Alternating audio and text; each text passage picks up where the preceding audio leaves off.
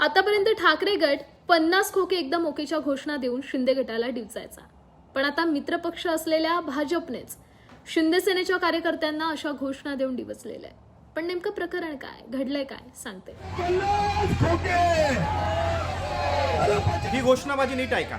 माहितीतील मित्रपक्ष असणाऱ्या भाजपच्या कार्यकर्त्यांनी प्रचारादरम्यान घोषणाबाजी करत शिंदे सेनेला डिवचले.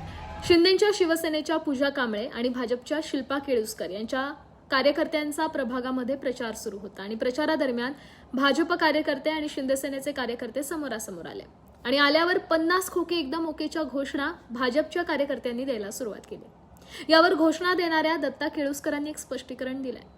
आमच्या तोंडातून थोडेसे चुकीचे शब्द निघाले.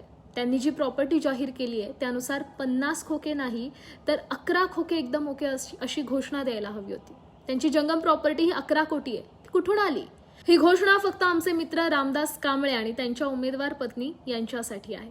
त्यांच्यासाठी वैयक्तिक घोषणा आहे. त्यांच्या पक्षासाठी ही घोषणा नाहीये.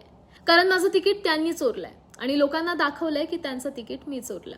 उद्धव ठाकरे यांच्या पक्षातून त्यांनी शिंदेच्या शिवसेनेत प्रवेश केला आणि तिकीट घेतलं, असा आरोप दत्ता केळुसकरांनी केलाय. पण या सगळ्या राड्यानंतर एकनाथ शिंदेंनी पण एक प्रतिक्रिया दिली. कुठल्या कार्यकर्त्यांनी काय घोषणा दिली हे मला माहित नाही, पण शिवसेना भाजप मुंबईत मोठ्या ताकदीने लढतोय, असं एकनाथ शिंदे म्हणाले. तर अशा घोषणा देण्याआधी एकदा मुख्यमंत्री देवेंद्र फडणवीसांना विचारा, अशा घोषणा देणारे आज कुठे गेलेत ते एकदा तपासा, असा टोला त्यांनी लगावलाय.